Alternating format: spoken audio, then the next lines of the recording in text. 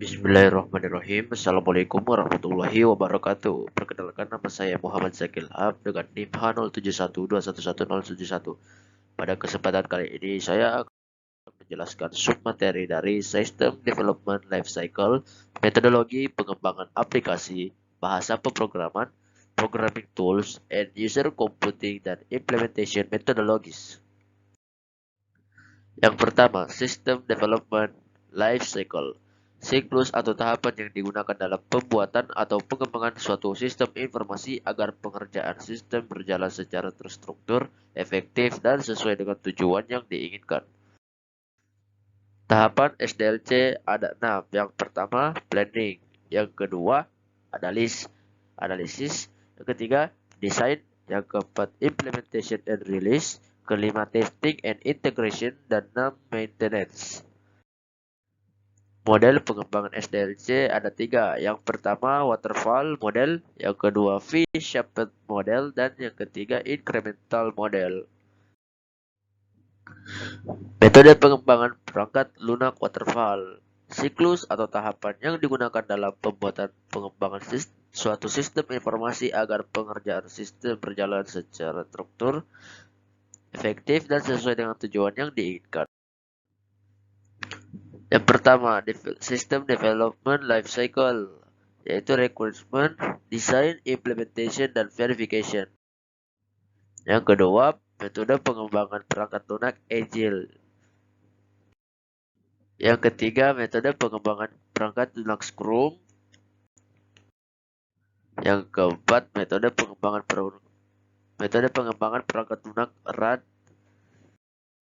Yang kelima, metode pengembangan perangkat lunak prototype. Yang keenam, metode pengembangan perangkat lunak DevOps. Ketiga, bahasa pemrograman. Compiled language. Properti bahasa pemrograman di mana kode source programnya ditransformasikan terlebih dahulu oleh sebuah compiler untuk menjadi bahasa pemrograman lain, sebelum bisa dibaca dan dieksekusi langsung oleh profesor komputer atau mesin interpreter bahasa tersebut. Contohnya adalah bahasa C++ atau C.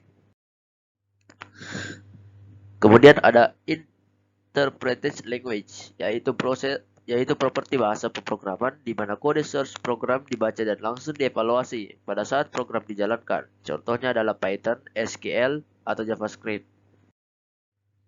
Kemudian ada compiled language, yaitu properti bahasa pemrograman di mana kode source programnya ditransformasikan terlebih dahulu oleh sebuah compiler untuk menjadi bahasa pemrograman lain, sebelum bisa dibaca dieksekusi langsung oleh profesor komputer atau mesin interpreter bahasa tersebut. Contohnya adalah C++ dan C.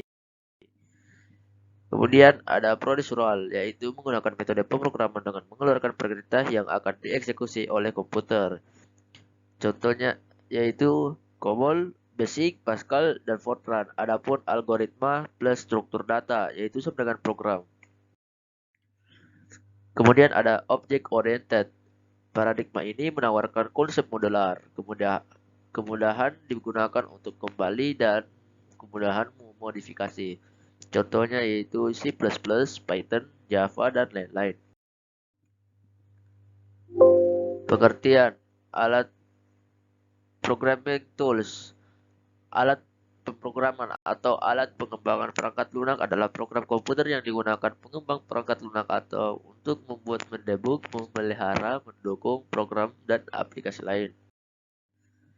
Kemudian ada end user computing, yaitu komputasi penggunaan akhir merujuk kepada sistem yang memungkinkan untuk membuat aplikasi. EUC adalah sejumlah cara untuk mengikutsertakan pengguna akhir ke sistem komputasi. Yang keenam ada implementation methodologies, yaitu termasuk pada persiapan implementasi perangkat lunak pada lingkungan produksi atau lingkungan pada user dan menjalankan resolusi dari permasalahan yang teridentifikasi dari fase integrasi dan pengujian. Sekian dari saya. Assalamualaikum warahmatullahi wabarakatuh.